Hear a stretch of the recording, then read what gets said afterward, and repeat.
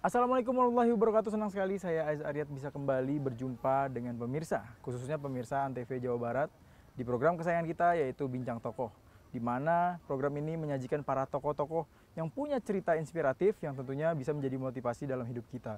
Dan di kesempatan hari ini kita kedatangan seorang narasumber yaitu Bapak Peri Tristianto. Beliau adalah seorang pengusaha yang dijuluki Raja Factory Outlet dan sekarang justru usahanya merambah kepada wisata. Nah, sekarang langsung kita sapa saja Om Peri kali saya panggil ya. Om, apa kabar Om? Ya, sehat, baik. Alhamdulillah baik. Om gimana Om kegiatannya sekarang Om? Ya kegiatannya gini aja ya, muter-muter ke tempat-tempat wisata karena tempat wisata kan sudah PPKM ini baru mulai buka lagi ya, dan kita udah 1 tahun lebih yang tadinya kurang peminatnya sekarang mulai gitu, baru mulai naik ya seperti itu. Ya, ini kita akan mengulik cerita mengenai Om Peri. Om Peri adalah salah satu pengusaha sukses asal Jawa Barat, Kota Bandung tepatnya. Dan beliau ini banyak sekali ya usahanya kalau bisa dibilang ya. Dan kita pengen ngulik masa kecilnya seperti apa sih Om, seorang pengusaha yang sukses ketika masa kecilnya seperti apa pendidikannya? Ya normal aja sih sebetulnya, cuman ada satu buat saya yaitu waktu kita kecil menurut saya study hard play hard. Nah waktu kita kerja sekarang ya work hard play hard. Iya, wah. Cuman playnya itu ngapain? Nah, itu Om. Playnya yang penting gitu. Playnya ya saya dari dulu belajar wirausaha, belajar Oke. dagang, ya dagang bagelen, dagang apa saya dagangin lah udah. Oke, Gitu. itu waktu masa kecil sekolah SD, SMP atau jenjang SD itu orang tua saya punya toko. toko Toko kelontong itu Om ya? kelontong ya, SD ya. Saya udah mulai di toko. Jadi Mulai belajar orang di situ. tua saya siang itu istirahat. Saya pulang sekolah jam 2 sampai jam 4 tuh, jam 5 saya di toko. Oke, jaga toko itu. Jadi saya belajar banyak dari situ. Dari situ. Saya ada cerita nggak sih Om ketika pengalaman mungkin yang tidak bisa dilupakan ketika menjaga toko, pengalaman pertamanya seperti apa Om? Saya ingat saya punya udah idealis ya waktu jaga toko. Karena gini, waktu itu ada orang mau beli tentara itu. Wah tinggi besar ya, berkumis, saya ingat. Saya umur 13 tahun. Terus dia bilang ada kayu putih nggak? Ada Pak. Berapa? 25 zaman itu ya, 25 rupiah. Dia bilang nggak, 15 aja. Ditawar ya berarti? Ditawar, udah gitu saya bilang nggak bisa Pak ya. Karena saya tahu dia nawarnya udah nggak di toko sebelah, artinya 15. Oh, dia ya bilang. udah nggak jadi ke saya. Terus dia pergi ke sebelah. Habis dari sebelah dia balik lagi ke saya. Mana tuh minyak kayu putihnya udah habis. Mana minyak kayu putihnya? Saya bilang udah habis Pak, udah. Saya nggak mau jual. Padahal masih ada. Padahal masih ada gitu. Nah itu lu ngapain nawar gitu. Iya. Pokoknya segini kalau mau segini gitu. Kalau terlalu banyak aturan ya, terlalu banyak nawar dan sebagainya, saya enggak gitu. Saya paling nggak seneng sama tawar menawar gitu. Oh, berarti dari kecil udah ada prinsip seperti itu? Udah ada. Apa yang mendasari akhirnya prinsip itu gitu diterapkan dari diri Om sendiri itu? Maksudnya masih SD sampai kepikiran Iya, kita seperti itu? berusaha bicara kalau dagang tuh jujur gitu. Seginilah. Ya. Ya, kita nggak mainin harga gitu. Nah, seperti itu. Oke. Ya. Om, ketika SD, SMP sendiri itu seperti apa sih Om kegiatan Om sendiri? Katanya mulai berdagang juga waktu sekolah gitu. Seperti Saya apa selalu bagi berdagang waktunya? lah, dan saya selalu masuk komunitas. Misalnya ada klub renang, klub basket. Saya semua masuk. Oh. Terakhir mungkin badminton ya. Saya masuk klub yang cukup handal lah di Kota Bandung, yaitu Mutiara ya. Saya di situ juga, pokoknya masuk klub apa juga saya masuk gitu. Masuk, tapi Terus tujuannya untuk banyak teman. banyak teman.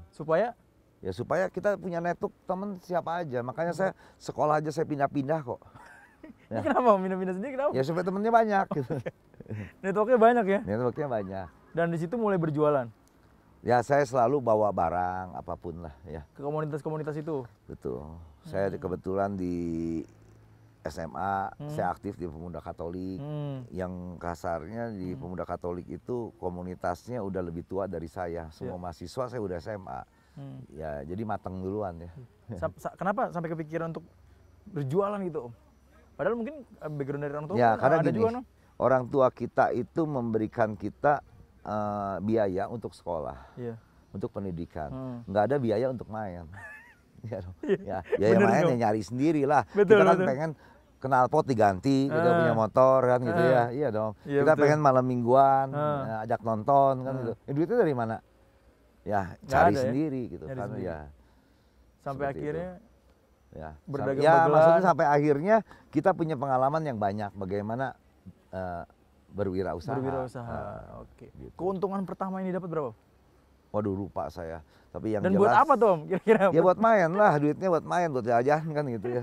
Karena ya itu orang tua tuh memberikan anaknya tuh semua fasilitas untuk belajar. Tuh sekolah. Tapi Dikasih untuk sekolah yang bagus, kasih sekolah yang mahal atau ya, tapi tidak memberikan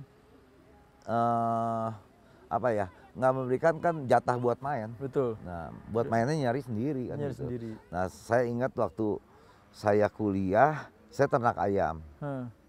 Terus saya kuliah lama amat ini, selesainya 5 tahun saya pikir. Ya udahlah, saya ternak ayam. Sudah itu saya dapat uang kurang lebih tahun 80, 400.000 rupiah. Itu $1.000 Singapura. Langsung saya bilang ke ibu saya, terusin lah ternak saya. Om, saya mau sekolah di luar negeri. Tapi sebelum Om cerita tentang ternak ayam dan sekolah di luar negeri, kayaknya kita harus break dulu. Ya. Karena kita akan bahas dan lebih jauh lagi di segmen kedua Om. Kita Ya. akan cerita lagi. Jadi jangan kemana-mana pemirsa, tetap di Bincang Toko.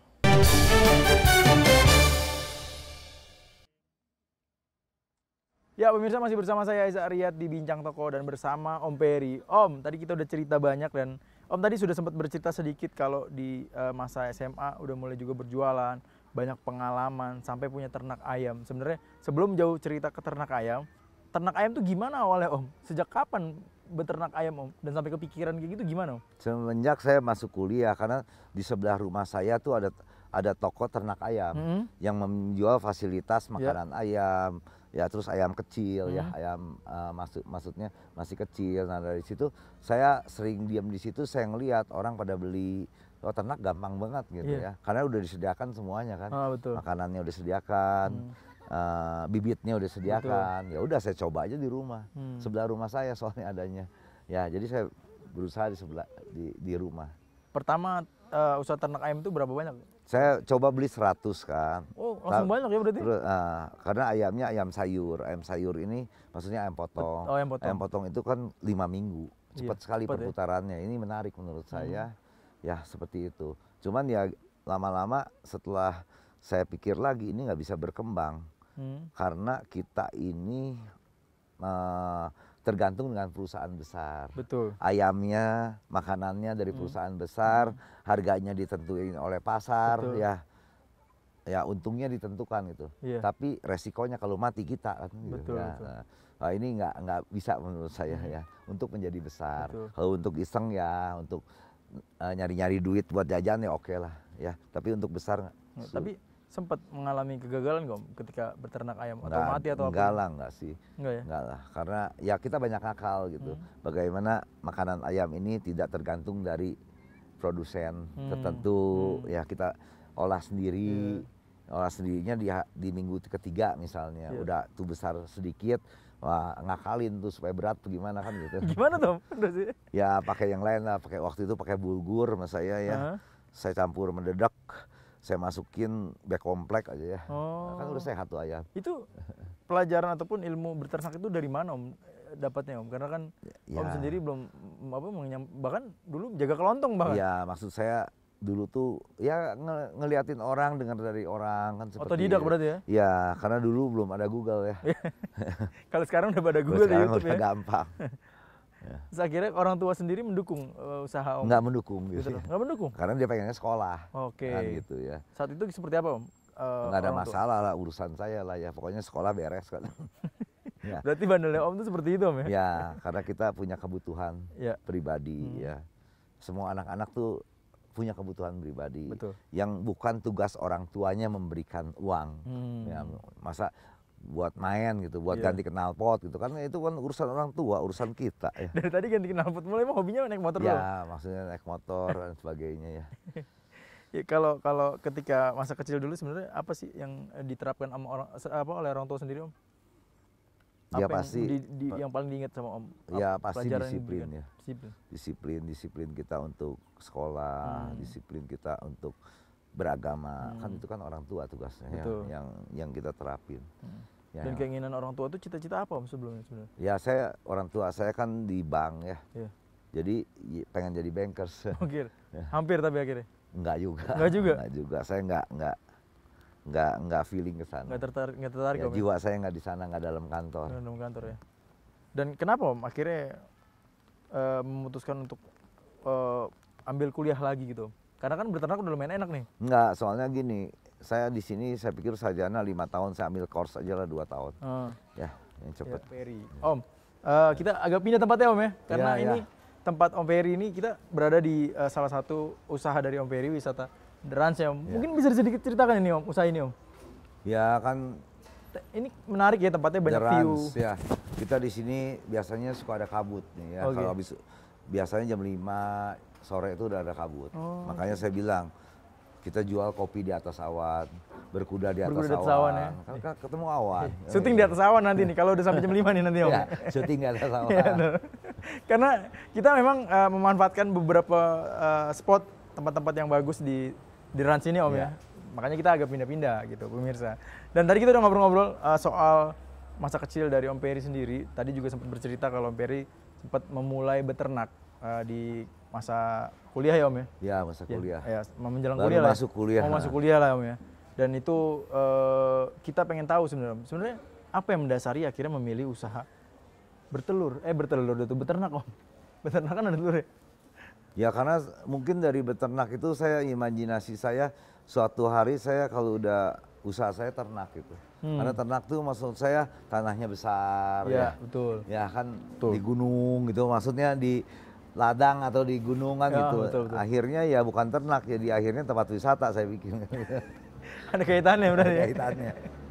Tapi ketika usaha ternak sendiri gimana dulu Om? Kalau saya dan Ya belajar kita kan dulu kan lain ya, dulu kan persaingannya dengan sekarang lain. Kalau sekarang banyak peternak-peternak besar, kalau dulu kan masih masih ya small business lah ya. Maksudnya orang rumahan ternak dan sebagainya. Kan lain, zaman lain 30 tahun lalu ini kita bicara 40 tahun lalu kan kita bicara ya. Seperti itu. Yang menginspirasi apa sih Om? Untuk beternak? Cari duit karena kan lah. Backgroundnya kan nggak cari duit lah, apa juga saya kerjain gitu ya. Cari duit. Ya yang bisa nggak ngeganggu waktu sekolah kan itu.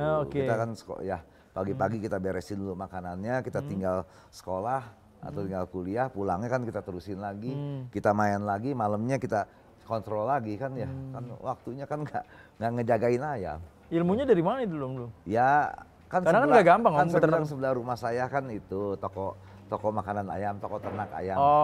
Jadi saya diam di situ, saya tanya-tanya ke yang ternak, kan pada belanjanya ke situ, belanja bibit ayam dan belanja makanan ayam. Jadi saya belajar gitu ya. Oke.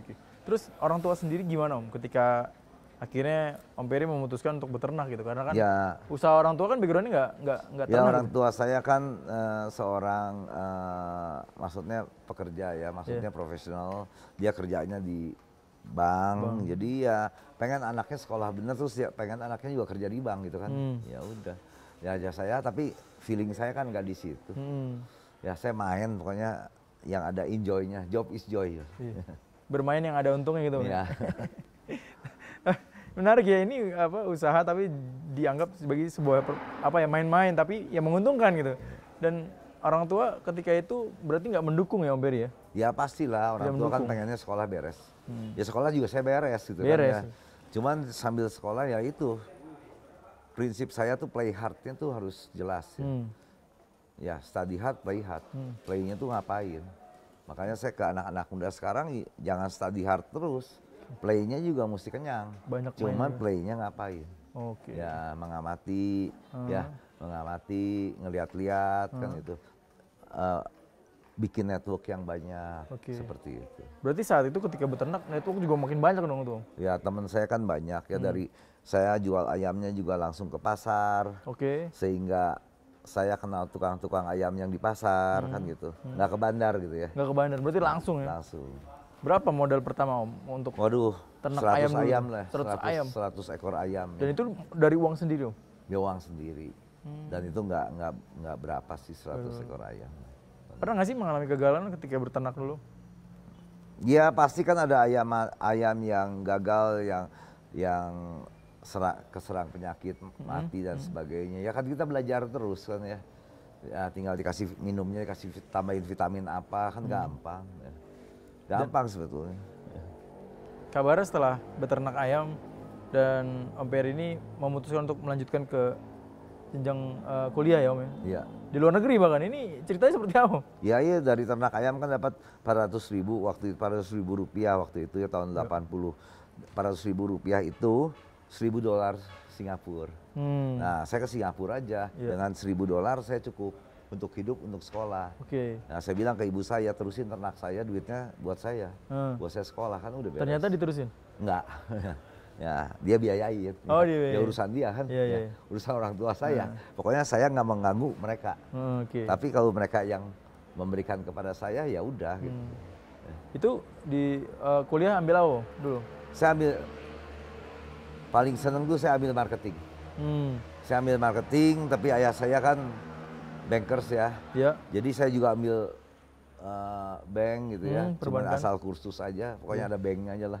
Tapi yang utamanya saya senang marketing, ya saya ambil marketing. Akhirnya lulus di universitas mana? Saya di Stanford, Singapura, Stanford College ya, cuma college bukan universitas, yang cukup singkat, cukup 2 tahun. Apa yang mendasari maksudnya sampai mau kuliah di luar negeri gitu? Mungkin dulu Universitas Indonesia juga banyak yang bagus kan? Ya saya rasa kalau gitu sekolah ya, saya juga buang waktu ke sana, rasanya mendingan di sini. Kenapa Om? Kenapa? Di sini tuh benar-benar sekolah tuh benar ya, karena waktunya lama gitu. Kita di sekolahnya lama gitu, ada pelajaran ini itu ya, kan lama. Kalau di sana paling sehari 3 jam, belajar 2 jam, 3 jam, ya waktu luangnya banyak, bingung ngapain gitu ya. Tapi kalau di sini saya bisa berkarya yang lebih lain gitu. Betul. Ya, waktu kuliahnya 5 jam, tapi habis kuliahnya bisa ngapain kan? Menurut saya, ya saya belajar. Saya 2,5 tahun di sana, saya pikir nyesel juga. Kalau enggak saya udah berkembang gitu ya. Iya dong, seperti itu. Tapi nggak ada usaha atau apa yang dipelajari di sana gitu? Ketika 2 tahun, mungkin karena kan waktunya... Saya sana juga kerja ya. Oh kerja juga? Ya, saya cari. Karena di sini saudara saya perusahaan kontraktor PLN waktu itu. Jadi saya suruh cari barang di sana. Oh oke. Ya seperti itu. Tapi akhirnya ya pengalaman yang lebihnya untuk nggak ada menurut saya. Nggak ada ya justru? Ya, kalau justru di sini yang menarik menurut saya di Indonesia ini, waduh indah sekali. Oke, setelah pulang dari Singapura, udah kepikiran dong akan membuat apa di Indonesia ini? Ya saya waktu itu kerja saya diterusin di sini. Terus ada perusahaan rekaman yang oleh saudara saya suruh pegang perusahaan rekaman. Jadi seperti itu. Ya saya jalanin apa juga saya jalanin. Gitu. Tapi itu berarti fokusannya di usaha rekaman berarti Om? Di rekaman saya dari, ya itu saya di situ tuh dari bawah sampai akhirnya saya jadi direkturnya.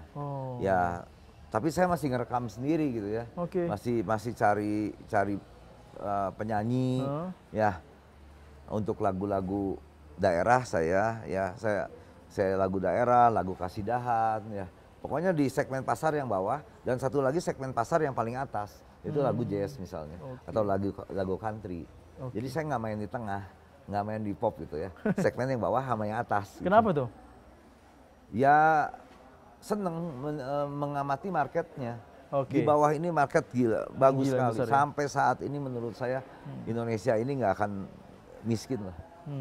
Sebenarnya saya penasaran dengan apa yang mendasari Om Peri akhirnya dari ya dunia usaha terus terjun ke sebagai apa ya kerja di dunia rekaman gitu. Tapi nanti setelah yang satu ini kita akan bahas bersama Om Peri. Jadi jangan kemana-mana, tetap di Bincang Toko. Masih bersama saya Azariat di Bincang Tokoh dan juga Om Peri, salah satu pengusaha yang disebut-sebut sebagai Raja Factory Outlet. Namun sekarang usahanya banyak di bidang wisata. Nah ini menarik sekali dan ini kita hampir mulai merambah ataupun kita akan berbincang lebih jauh lagi, lebih dalam lagi mengenai usaha-usaha dari Om Peri. Dan ini dari usaha, kemudian kuliah, sekarang akhirnya bekerja di perusahaan rekaman. Ini apa yang mendasari Om? Karena belok jauh Om. Ya maksudnya saya pulang dari sana ada saudara saya itu membuat perusahaan rekaman. Oke. Ya terus nggak ada yang manage, saya manage gitu aja. Ya saya manage. Itu alasannya itu aja? Alasannya itu. Nggak kepikiran untuk usaha karena meneruskan ternak Ya saya udah mati nih. ya bingung saya mau ngapain ya. Tapi ada kerjaan di depan mata, saya ambil dulu. Ambil kesempatan ya Om. Kesempatan.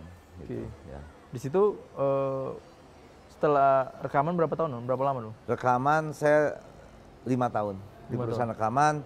Pada tahun 88 itu ada Bob Geldof dari Inggris ribut soal royalti. Nah royalti ini perusahaan rekaman saya nggak bisa bayar jadi tutup. Nah tutup di situ saya punya network apa toko kaset. Betul. Ya toko kaset se-Indonesia saya kenal.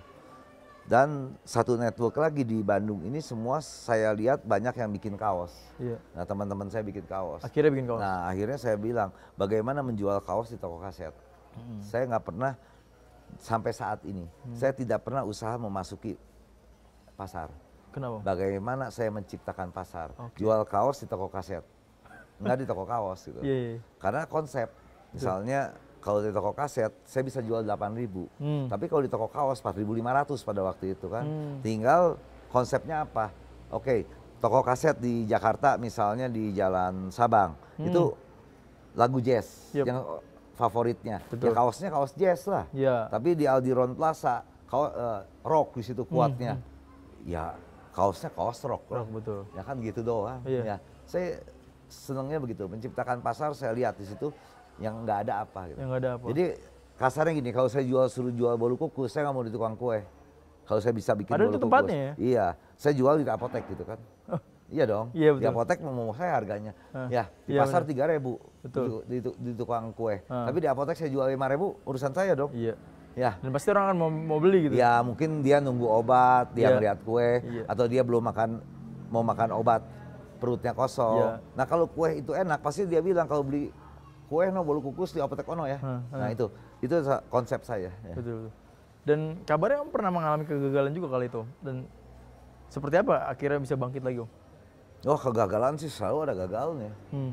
Ya, seumur hidup saya membuat usaha tuh sudah 170 tempat. Bukan saya punya ya, tapi pernah membuat sampai saat ini 170 tempat usaha.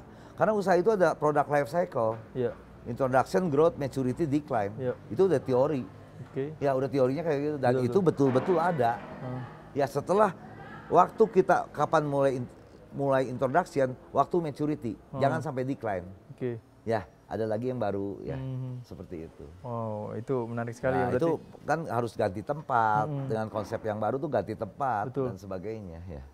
Katanya sempat buka juga store kaos-kaos band itu dulu.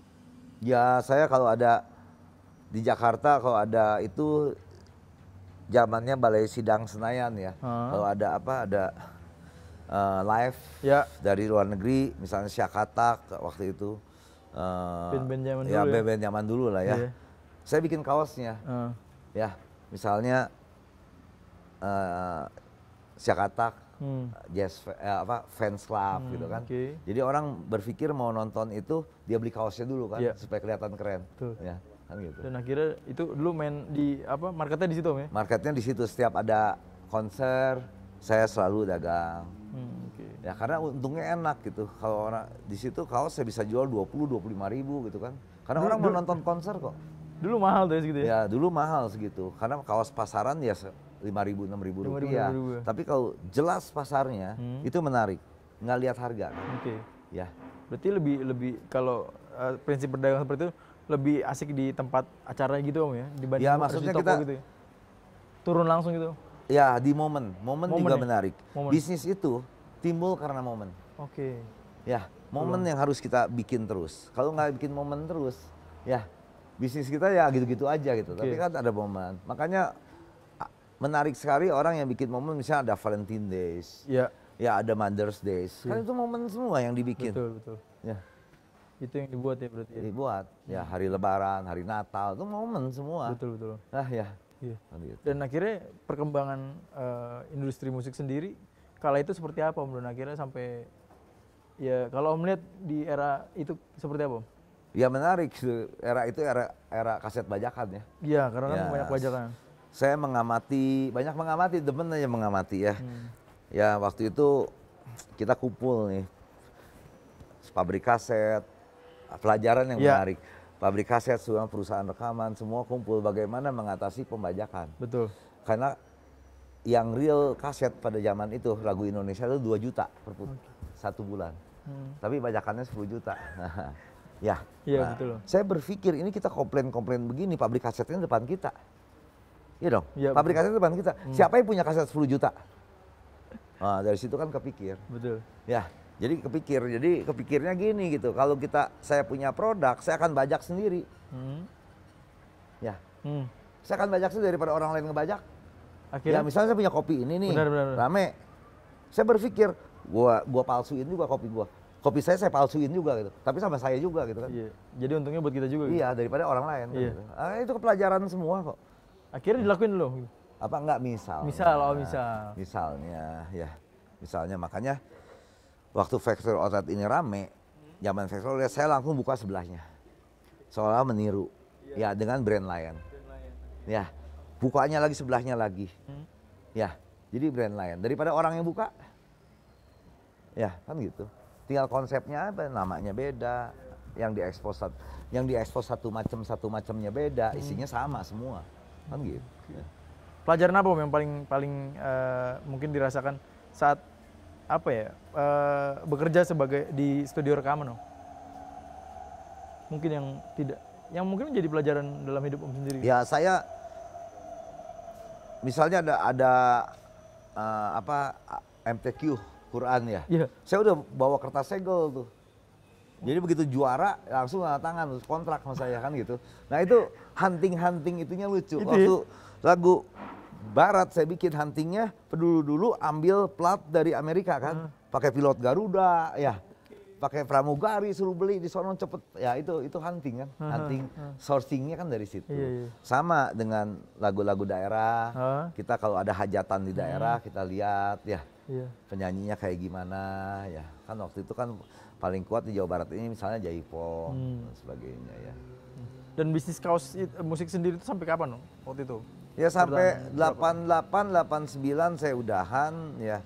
Karena saya perusahaan rekamannya, wah spekulasinya terlalu tinggi ya. Kalau untuk lagu Indonesia saya ingat, lagu daerah saya ingat, itu rugi terus itu. Tapi satu kali lagu itu hit ya, ketutup semua tuh. Ya, tapi jarang hit Om? Oh Susah jarang ya? hitnya jarang. Susah ya? Susah itu nggak gampang gitu ya. Nggak gampang ya? Berarti banyak ruginya Om? Banyak ruginya tapi kalau satu kali hit ketutup semua. Ketutup semua? Wow, itu salah satu pelajaran di usaha rekaman berarti Om? Ya usaha gaya hidup seperti itu gitu ya. Iya, menarik ya pemirsa, dan tadi sudah usaha bekerja sebagai di studio rekaman, kemudian juga usaha kaos. Nah ini akhirnya merambah ke dunia wisata, ini seperti apa kita akan kulik nanti, tapi setelah yang satu ini. Jadi jangan kemana-mana, tetap di Bincang Toko.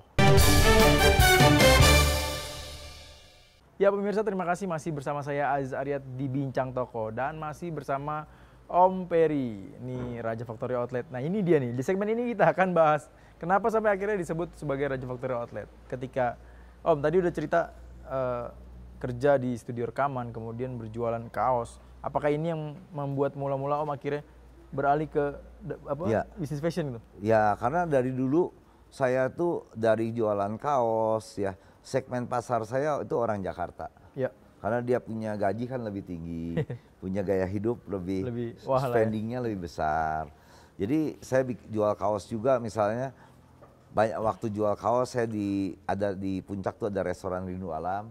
Saya jualan di pinggir jalan gitu ya. Karena segmen pasar saya harus orang Jakarta. Ya. Kenapa? Ya spendingnya lah. Karena lebih spendingnya tinggi ya? Apa juga dibeli ya, kan gitu.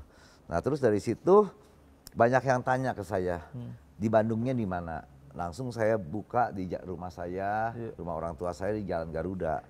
Ya. Itu yang terkenal akhirnya tuh. Buka toko kaos, terus Ciamplas mulai ramai. Semua jual jeans, saya jual kaos. Karena temennya jeans kan kaos, ya kan gitu ya. Saya nggak mau jual jeans lagi karena udah banyak jeans. Ya. Seperti itu. Waktu Cibaduyut rame, saya buka semuanya sepatu, saya buka kaos. Kan gitu ya. Pokoknya saya nggak menjual yang sama. Menciptakan pasar lah ya. Menciptakan pasar. Ya seperti itu. Dari situ banyak yang nanya. Saya buka, terus di Ciamplas waktu jeans rame saya buka, ya terus seudah itu saya buka juga factory outlet.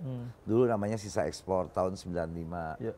Ya saya buka, ya sampai tahun 2000, sampai 2010-an ya, 2015-16 saya masih cukup aktif. Dari 2007-2008 sebetulnya saya udah saya rem nih. Ini kapan nih? Decline-nya, turunnya kapan nih? Udah bahaya. Ya, udah bahaya. Jadi udah persiapan. Nah, jadi udah persiapan. Saya udah mulai lari ke kulineri, All About Strawberry, ke Rumah Susis kan gitu ya. Bikin kampung baso, udah lari ke sana ke kulineri. Ya, karena saya takutnya nih gaya hidup berubah. Karena barang factory outlet kan udah banyak nih, Mangga Dua nih.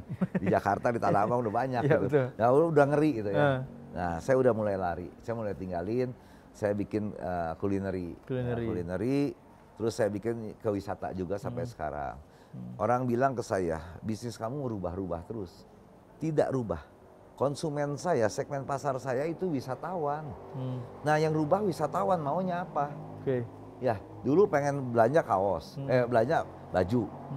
Terus pengen belanja kulineri, kesini pada makan, belanja oleh-oleh misalnya. Terus pengen wisata, tetap segmen pasar saya adalah wisatawan.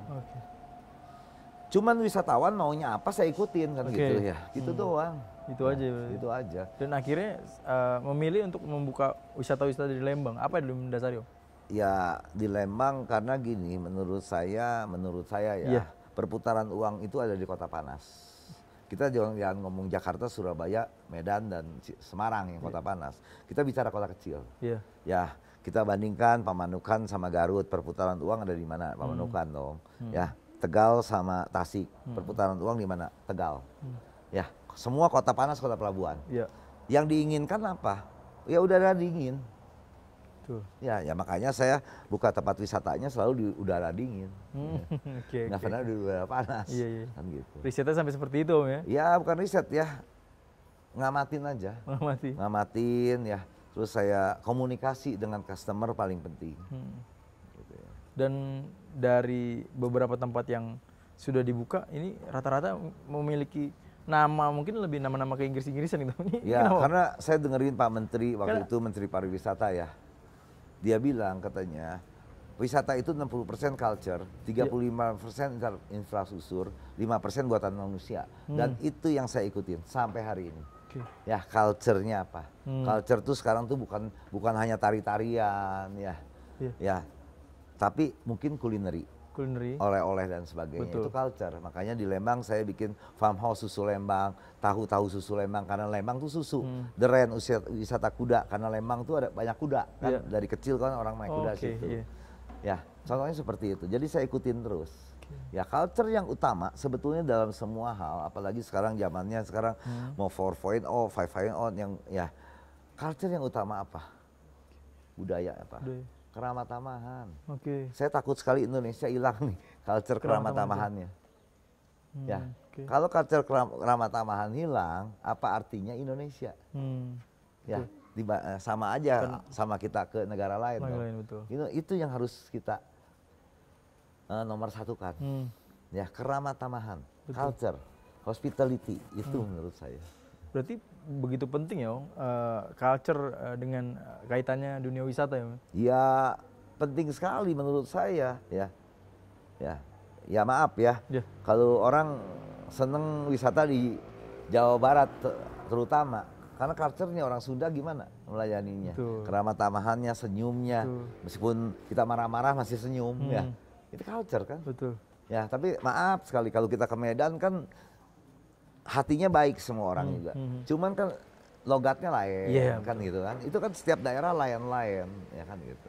Dan yang saya lihat di beberapa tempat wisata yang Om buat ini, karyawan selalu rapi terlihat, bahkan berhijab. Ini ya saya dari tahun selalu ada musola juga. Ya saya dari tahun 2000 menurut saya, tahun 2000 ya, bukan sekarang. Saya bilang ya semua yang muslim harus berkerudung.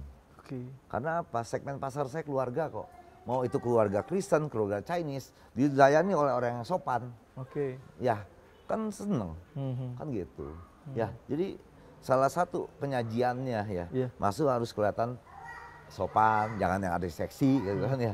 Itu nggak boleh gitu. Oke. Ya, ini segmen pasar kita keluarga gitu. Ya, seperti itu. Itu yang mendasari ya. Betul. Itu menarik sekali. Om, tapi yang saya lihat usaha Om ini wisata hampir semua ya mungkin lebih kepada kuliner, pemandangan dan culture. Tapi kalau di Jakarta tuh banyak sekali ya, kayak water park, mungkin di Bandung bahkan saya belum pernah mendengar ada water park itu. Kenapa tidak Ada, bentar mencoba lagi ada merambah, water park. mencoba merambah ke situ gitu? Enggak, saya nggak bisa pakai alat. Oke. Alat itu belum tentu balik. Alat itu belum tentu orang 2 kali datang. Oke. Ya, tapi saya menjual suasana, ya budaya itu keramat tamahan. Satu lagi ya suasana udara. Oke. Yang penting udara yang saya jual. Itu alami ya, Bro? Iya, alami. Udara Tidak mah menggantungkan nggak ada alat gitu? itunya kan. Ini kan ya udara yang kita jual gitu aja. Ya, kalau tapi dengan alat saya rasa nggak balik. Ya kayak waterboom gitu ya, saya nggak menarik. Makanya saya bilang kalau ada waterboom untung se-Indonesia bilang sama saya, kecuali Bali ya. Ya, itu culture. Kalau Bali kenapa? Kan beda. Culture. Maksudnya kenapa orang nggak seneng ke waterboom sih? Anak-anak tuh seneng air kok. Iya, kenapa? Tapi orang tuanya takut hitam. Oke. Ya hitam ini masalahnya budaya di Indonesia ini takut hitam kulit. Oke. Ya misalnya. Jadi kan kurang disukai. Kita kalau ngomong orang Jakarta, orang Bandung nih kalau ke Bali, dia bilang ke pantai. Kita ke pantai yuk ngelihat sunset, sunrise. Ya iya nggak panas, tengah hari bolong nggak ada ke sono. Gitu kan takut hitam kan. Nah ini masalahnya yang nggak dipikirin oleh setiap pengusaha. Ya. Oke. Menarik sekali, makin menarik pemirsa perbincangan kita bersama Om Peri dan banyak ilmu yang tadi dikasih juga oleh Om Peri. Namun masih belum selesai karena ada segmen 5 yang nantinya akan diberikan pesan dan juga kesan buat para pemirsa yang ingin memulai usaha. Jadi jangan kemana-mana, tetap di Bincang Toko. Ya pemirsa, terima kasih banyak masih setia bersama kami berdua nih. Saya Azariat dan juga Om Peri di Bincang Toko. Dan tadi juga kita sudah ngobrol-ngobrol banyak sekali mengenai dunia wirausaha, kemudian cerita dari Om Peri juga seperti apa perjuangannya sampai sekarang bisa memiliki banyak usaha di bidang wisata. Dan di segmen terakhir ini saya pengen bertanya Om, sebenarnya gimana sih Om cara melihat peluang bisnis atau peluang usaha? Ya banyak main lah, banyak lihat ya seperti itu. Kita kan bisnisnya ke gaya hidup ya. Iya. Lifestyle itu waduh, perputarannya itu ya kalau yang namanya baju sekarang bukan tahunan lagi, udah bulanan nih. Udah robah-robah terus ke gaya hidup. Ya seperti itu. Karena saya juga punya tempat hijab ya, baju muslim ya. Kalau kita ngelihat dari pandemi permulaannya ya yang laku misalnya orang pada bikin semua UKM yang bikin misalnya homey dress. Homey dress tuh piyama. Ini orang kampung bilang homey dress, hebat nggak? Ya. Terus bulan Juli jaket sepeda. Terus sudah itu mungkin momen-momen yang paling menarik Lebaran, PPKM, Lebaran kemarin PPKM nggak bisa keluar, penjualan apa mukena yang kan kita ngamatin terus gitu. Betul. Ya. Berarti benar-benar ngikutin terus. Rubah terus bisnis satu ya, tapi ya itu seninya bisnis menurut saya. Nah, kalau saya ciptakan di tempat-tempat saya, misalnya saya di Ciater sekarang, ya daerah Ciater, daerah Subang, yang terkenal dengan nanasnya, langsung saya bikin kue bolen nanas Subang. Nah, kalau di Lembang karena susu. Tahu susu Lembang. Ya kan gitu ya. Kan jadi daerah itu culture-nya, salah satu culture kan kulineri. Betul. Kekuatannya gitu kan. Kekuatan dari daerah itu apa? Kita expose gitu aja. Gampang kok. Ya. Terus tagline. Di sini The Great Asia Afrika misalnya. Karena Bandung kota Asia Afrika. Iya dong. Kita bikin konsepnya ya kampung-kampung di Asia dan Afrika. Misalnya. Nah, kenapa saya bikin itu?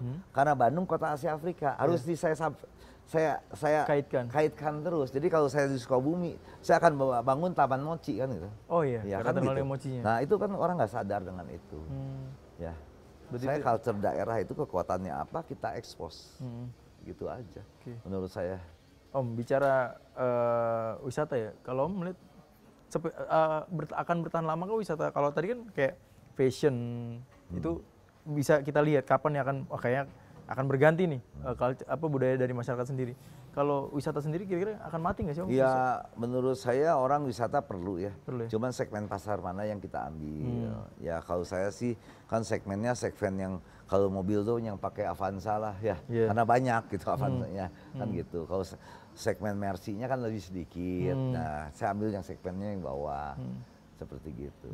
Ya. Jadi kalau saya buka warung misalnya buka rumah makan, konsep saya bagaimana motor penuh, udah motor penuh mobil mampir kan gitu. Kalau mobil penuh motor nggak mampir. Nah itu segmen saya. Betul. Jadi harus jelas menurut saya.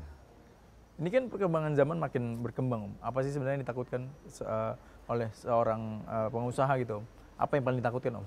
Untuk yang saya takutkan follower kan makin, sekarang tempat wisata udah makin banyak ya? Makin banyak. Ya follower udah makin banyak. Nah, nextnya apa? Kita udah harus pikirin dari sekarang. Gitu. Jadi saya berpikir nextnya apa. Ya, seperti itu. Makanya saya nggak punya duit terus, karena begitu dapat saya bikin yang baru. Bikin yang baru. Ya. Kalau mungkin di pandemi kemarin kan Om ya, banyak orang akhirnya tidak berani untuk keluar gitu Om. Dan ini ya menjadi satu mungkin cobaan juga untuk para pengusaha kemarin. Kalau Om sendiri seperti apa kemarin? Ya kemarin semua cobaan, gitu? Tapi kan kita ngelihat lagi begitu ini kayak di bulan-bulan ini aja saya ngamatin misalnya hotel-hotel di Lembang yang mahal-mahal ya. Ada yang sampai satu malam villa tuh 10 juta, 12 juta, kok rame. Nah saya ngamatin, oh berarti 2 tahun ini orang Indonesia ini nggak spending. Ya ini menarik. Dia nggak pergi yang wisata agama, misalnya dia nggak pergi ke Israel, dia nggak umroh, duitnya ada jadinya. Betul. Ya, yang nggak berobat ke Singapura, ke Malaysia, semua ada. Ya, nggak bisa pergi. Nah, uangnya kan banyak. Nah, mereka spendingnya ya di lokal, bagus lah menurut saya. Betul. Daripada spending di luar. Betul. Ya, karena kita mengharapkan wisatawan dari luar negeri, mau berapa sih? Yang harus kita cegah bagaimana orang Indonesia nggak pergi ke luar negeri. Ya, karena kalau orang Indonesia berobat aja, pulangnya shoppingnya lebih banyak. Tapi kalau bule ke sini, orang luar negeri ke sini, dia nggak shopping kok. Kecil spendingnya. Betul. Orang Indonesia kekuatannya sangat kuat. Negara kita tuh hebat sekali. Ya, kalau kita ngelihat COVID, yang nggak ada yang mati kelaparan kok. Iya sih, betul. Ya, betul. Iya dong ya. Betul. Nggak ada kok. Ya. Nah, sama juga banyak sekali PHK. Kalau kita lihat, ya mereka hidup aja.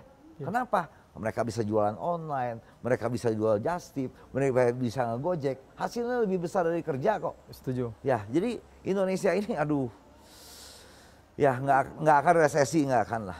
Ya nggak akan lah. Menurut saya nggak akan ada rakyatnya kekurangan duit gitu ya. Kalau perusahaan kekurangan duit banyak ya. Ya, kalau pemerintah kekurangan duit mungkin banyak ya, ada gitu ya. Betul. Tapi kalau rakyatnya tidak. Karena kreatif. Ya, karena apa aja bisa jadi duit. Karena pasar kita besar sekali. Ya, ini sayang kalau dengan adanya COVID kemarin itu kita semua keblok ya dengan negara lain, import lebih susah dan sebagainya. Ini menarik buat saya. Ini berkembangnya hebat. Ya, kalau dulu kan barang import masuk seenaknya, sekarang kontainer susah. Ya barang lokal semua jalan. Ya itu seperti itu. Ya. Kalau COVID kemarin kan memang sedikit banyak merubah gaya hidup masyarakat. Ya merubah gaya hidup. Mengancam nggak kira-kira Om untuk? Nggak ngancam, kita ikutin aja. Ya kita ikutinnya, kebetulan saya tempatnya tempat wisata sih ya.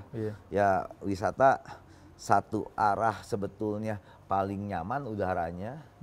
Ya dong, nggak tertutup. Tapi satu lagi pemerintah paling ngebatasin karena kerumunan ada di situ kan. Ya jadi ya enjoyin lah, menurut saya sih jalanin lah. Ini kan pelajaran dari sini. Betul. Bagaimana kita bisa harus lebih mengirit. Bagaimana karyawan kita lebih multi talent. Ya nggak sesuai SOP aja, nggak sesuai job desk aja. Ayo kerja apa juga ayo. Ya, banyak pelajaran dari COVID ini. Kemarin ya. Oke Om, mungkin terakhir kita Om Peri bisa memberikan pesan untuk para pemirsa yang mungkin berniat untuk menjadi seorang pengusaha. Apa sih hal dasar yang harus dimiliki? Bagaimana cara melihat peluang tadi juga sudah dijelaskan. Mungkin sedikit pesan-pesan untuk para pemirsa Om. Ya menurut saya turun apa enggak, janganlah jadi investor, jadilah entrepreneur, wirausaha menurut saya, memulai, berani nggak turun, kalau nggak berani turun ya jangan usaha lah. Ya, Anda mau jual ayam goreng, kata Anda udah, saya beli roda aja, saya suruh pegawai, ya bukan, itu investor menurut saya, bukan entrepreneur. Ya, bagaimana kita bekerja bersama karyawan kita, seperti itu, lama-lama karyawan kita sama kita, ya udah tahu konsepnya, kamu kerjanya gini, atau dia melihat, kalau saya udah lebih pengalaman ya bagaimana melayani orang. Saya di sini, misalnya ada meja kotor, saya langsung ambil lap, saya kelapin sendiri, supaya karyawan saya lihat, supaya karyawan saya ikut seperti saya, nggak bisa perintah, ya multi talent, ya itu yang harus dijalankan, ya semua ya itu. Boleh aja mau usaha apapun, tapi saya bilang turun tidak. Kalau tidak turun jangan usaha, buang duit. Ya, janganlah jadi investor, jadilah entrepreneur. Mau dia franchise, mau dia apa silakan kok. Tapi dianya turun gitu. Ya. Jangan jadi investor ya. Jangan jadi investor, ya. Tapi kalau turun, ya ini contoh aja. Misalnya saya buka Alfamart nih, saya udah pensiun misalnya atau Indomart, mart yang kecil lah ya. Kan saya store duit. Apakah akan jalan dengan sendirinya? Jalan, tapi segitu-gitu aja. Tapi saya udah tua mungkin, pensiunan mungkin ya. Saya diam di situ. Oh ibu itu sering belanja, ya. Nih kasih minum. Oh bapak ini datang, Pak ngapain datang ke sini? WA-in saya aja, saya kirim barang. Nah sentuhan-sentuhan itu yang harus ada menurut saya. Ya. Inovasi-inovasi ya. Ya produk emosional penting. Ya di setiap usaha saya yang utamakan misalnya musola ya. Kalau makanya saya di pinggir, kalau ada rumah makan saya di pinggir jalan yang saya ekspos ya itu di sini ada musola bersih dan nyaman. Ya bukan ayam goreng yang diekspos. Ya. Ya fasilitas. Itu kan ini negara kan 5 kali sholat sehari, ini kan pasar. Ya begitu dia berhenti ya dia ngopi kan gitu ya. Nah itu produk-produk emosional ya. Itu penting ya. Karyawan, terus kedisiplinan karyawan. Saya bilang semua karyawan saya jamnya sholat harus sholat. Kamu harus disiplin dengan agama kamu, baru disiplin dengan perusahaan. Ya, kalau agamanya kagak disiplin, gimana ke kita kan gitu ya. Betul. Nah itu sentuhan-sentuhan itu. Ya, kita punya sumber daya manusia yang paling indah di dunia yaitu Indonesia. Ya, seperti itu indah lah, nggak ada lah. Ya, punya sense of belonging, loyal, hardworking. Ya, yang nggak punya apa? Smart. Bagaimana supaya smart? Kita bangun sama-sama smart. Oke, pemirsa semakin menarik sekali ya. Pemirsa, tapi saya ada satu pertanyaan mungkin agak pengen ya minta pesan dari Om Peri. Om, saya pengen coba usaha Om. Yang bagus tuh usaha seperti apa Om? Saya tinggal di Jakarta nih Om. Semua usaha bagus, asal tahu segmen pasarnya kemana. Iya dong ya.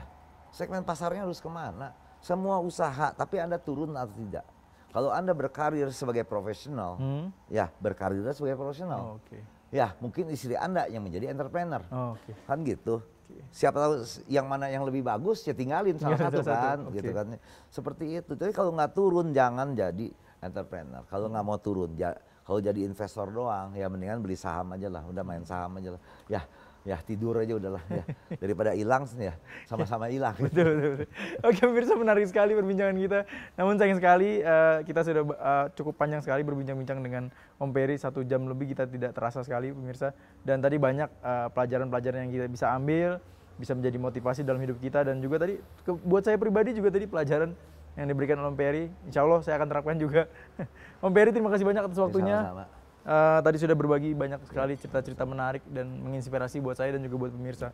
Sampai ketemu lagi Om Peri, dan terima kasih buat pemirsa yang sudah menemani kita ataupun setia bersama kita menyaksikan Bincang Toko. Jangan lupa saksikan Bincang Toko di waktu yang sama, di jam yang sama juga, di hari yang sama. Kalau gitu saya Zariat pamit undur diri. Wabillahi taufiq wal hidayah. Wassalamualaikum warahmatullahi wabarakatuh.